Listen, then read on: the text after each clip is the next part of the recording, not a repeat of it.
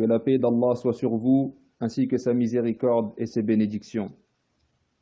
Nous vous aimons pour Allah, Cheikh, notre père, le Cheikh Saleh.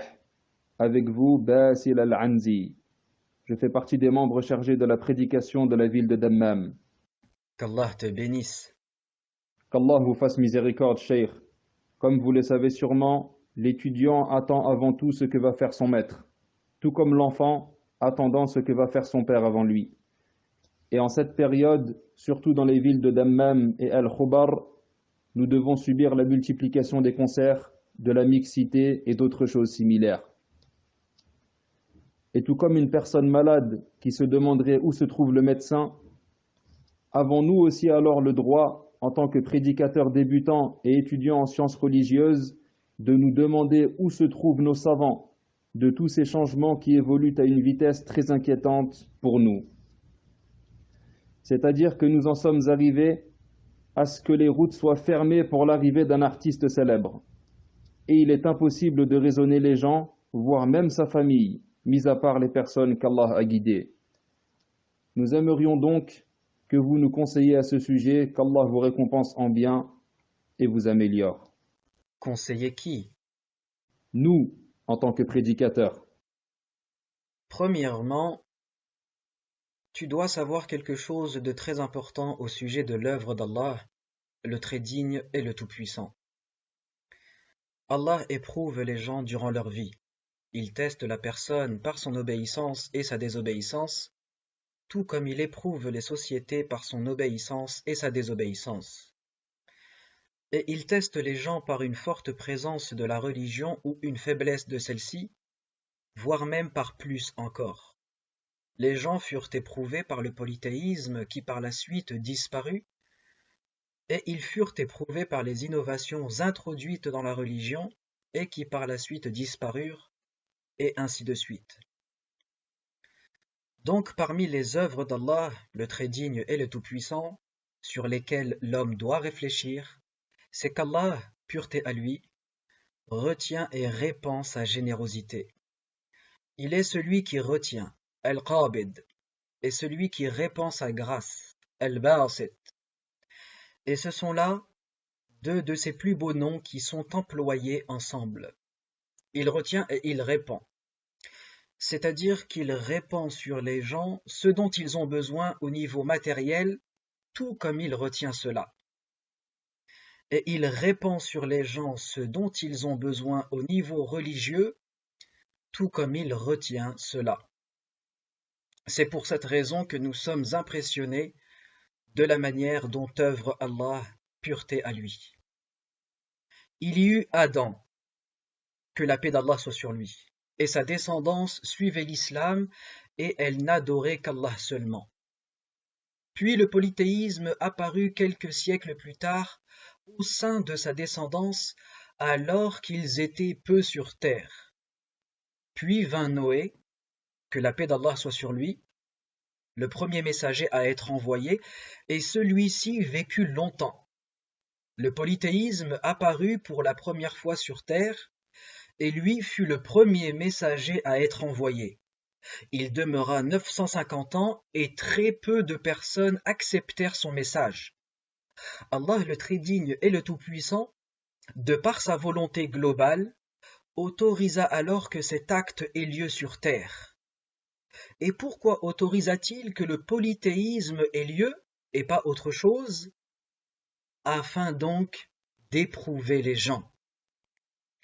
L'étudiant en sciences religieuses doit alors traiter cette situation sur différents plans. Toi, tu traites cette situation par le fait de dénoncer le mal, de vouloir l'interdire et vouloir le bien à sa place. Ceci est bien sûr obligatoire, et tout le monde est d'accord sur ça. Il est donc très clair pour nous tous, et c'est pour cela que nous ne nous attarderons pas là-dessus.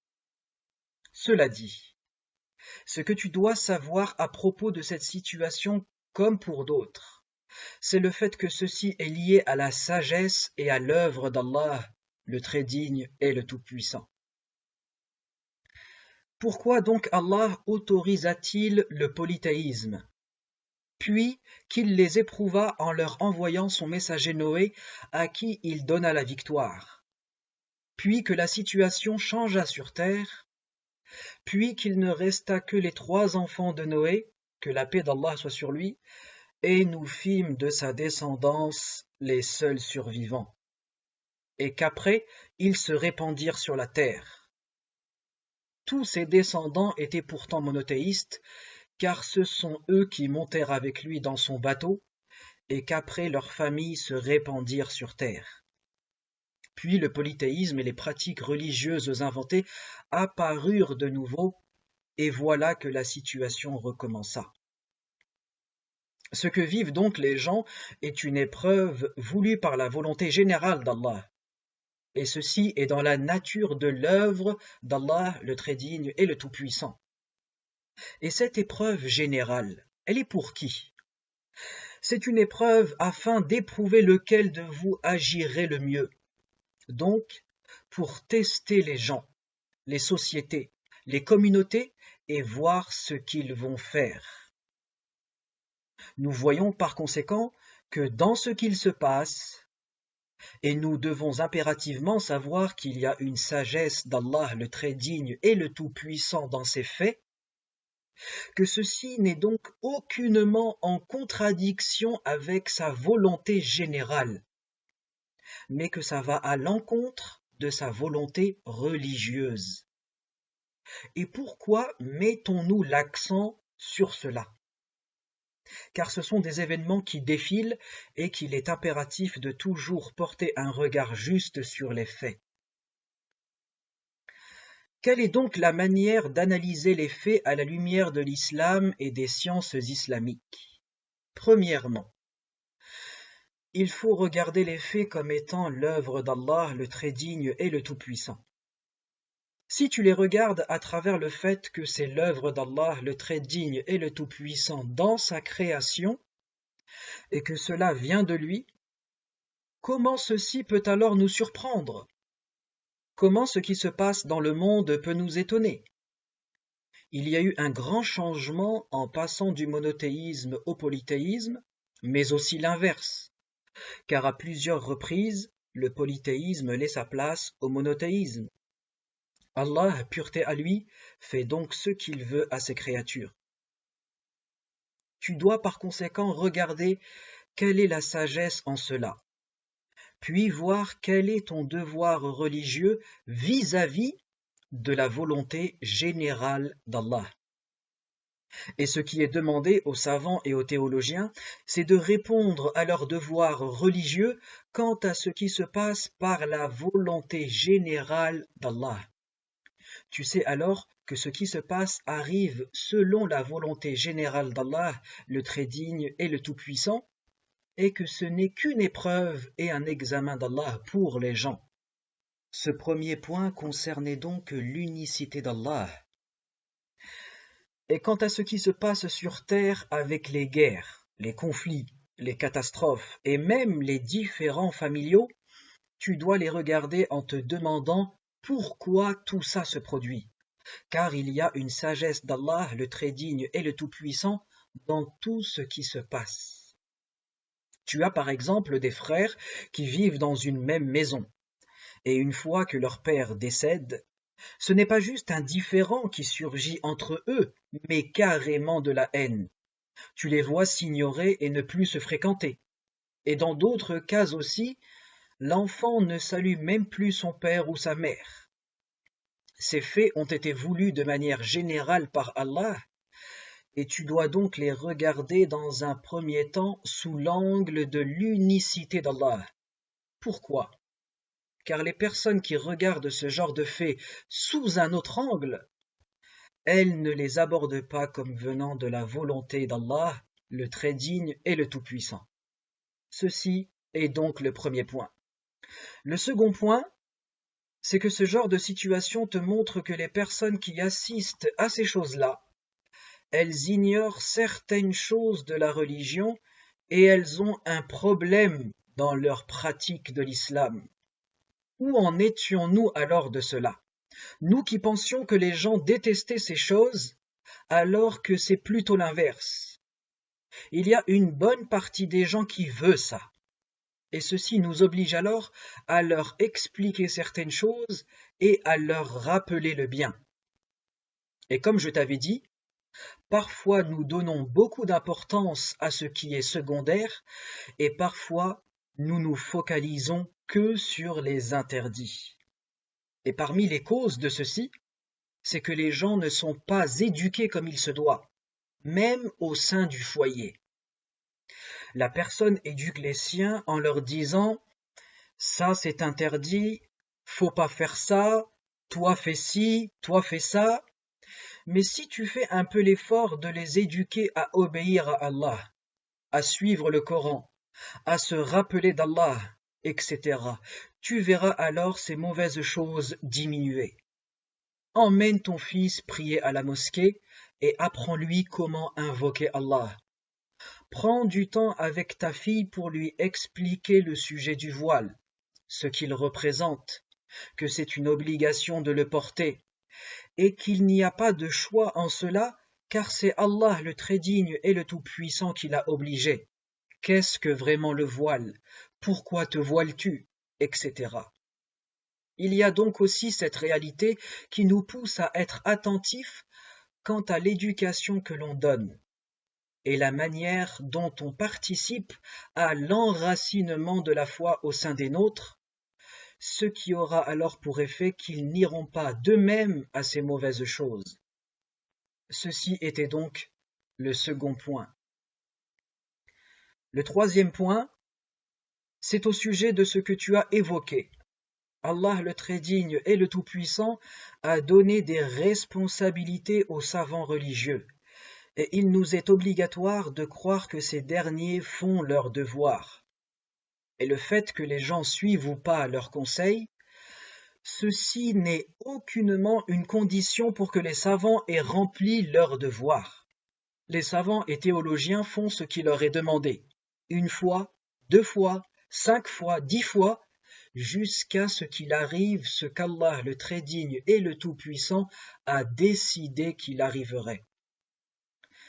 Et il y a aussi le cas de nos jeunes d'aujourd'hui. Mêlez-vous à eux et regardez. Leur cas est vraiment affligeant. Les jeunes de notre communauté sont loin des codes de la religion et du savoir religieux. Quand vous les rencontrez, que vous discutez ici et là à leur sujet, les gens vous le disent. Ils vous disent « Par Allah que c'est trop ». Les jeunes veulent ci, les jeunes veulent ça. C'est-à-dire, pas les personnes réfléchies et les personnes âgées, mais bien les jeunes. Par conséquent, nous devons voir ce problème comme étant bien plus grand que ce que tu as évoqué. C'est bien plus profond, c'est-à-dire de savoir pourquoi les gens sont devenus comme ça. Et la réponse à ceci, c'est que le monde a pris la direction du modèle occidental et que les gens sont donc occidentalisés. Ce monde veut entraîner les peuples vers un monde sans religion. Et j'avais déjà parlé de cela dans une précédente conférence. C'est-à-dire qu'il va dans le sens où les principes n'ont aucune valeur. Certes, la foi serait importante en elle-même, mais que celle-ci n'aurait aucun lien avec les principes. Cette idéologie existe depuis longtemps en Europe, et elle a déjà existé dans le monde auparavant. Cependant, il y a encore certains pays qui n'ont pas été touchés par cela, mais qui en prennent pourtant la direction. Et le but étant donc de faire la différence entre la religion et les valeurs. Prenez l'exemple de tous ces moyens de communication tels que ces nouveaux réseaux sociaux que vous utilisez. Que sont-ils en réalité? Ils représentent en fait la séparation entre la religion et les valeurs, et ceci dans le cadre des échanges entre les gens. Ce sont pourtant de simples échanges n'ayant rien de particulier. Une personne écrit des choses tout à fait normales et elle propage des bonnes choses, et tout ceci est bien. Ça pousse à une certaine concurrence. Mais tout cela se fait selon la vision de ces nouvelles sociétés de l'information comme Facebook, Twitter, YouTube, etc. Leur but global étant la communication, afin que la grande majorité des échanges internationaux n'aient aucun rapport avec la religion et ne tournent qu'autour de cette vie matérielle. Nous voyons donc que cette question est liée à un phénomène d'une ampleur mondiale, et nous devons alors y prêter attention et faire ce qu'Allah nous a demandé de faire. Cette situation est donc une épreuve pour tout le monde, et au sujet des gens, qu'ils fassent ou qu'ils ne fassent pas, et aussi avec les dirigeants, qu'ils acceptent les conseils ou pas. Et il y a aussi dans cette situation la question du désaveu et de la clarification. De quelle manière expliquer aux gens et aux dirigeants? Et de quelle manière parler de ces sujets? Ces mauvaises choses dont tu as parlé, ce que font les gens et que d'autres rapportent, il est clair que ceci fait mal à tout le monde. Le prédicateur doit donc chercher ce qui est dans l'intérêt des gens. Et personnellement, et selon ce qui a été attesté, je vois que la manière la plus simple pour cela, c'est qu'il faille cultiver la foi dans le cœur des gens, les amener à la foi, les faire aimer le paradis et leur rappeler ce qu'il y a dedans, leur rappeler Allah et faire ce travail au sein de sa propre famille avec femmes et hommes. Et pour ce qui est du fait de rappeler les interdits, ça c'est pas bon, ça c'est interdit, la personne te dira alors non, c'est pas vrai. Ou alors elle te dira c'est vrai, c'est interdit, mais moi je le fais quand même, etc. Il faut alors se demander comment faire pour les pousser à faire le bien. Et pour cela, il est obligatoire de cultiver la foi en eux. Les amener à la foi est donc très important. Voici également un point secondaire sur ce sujet.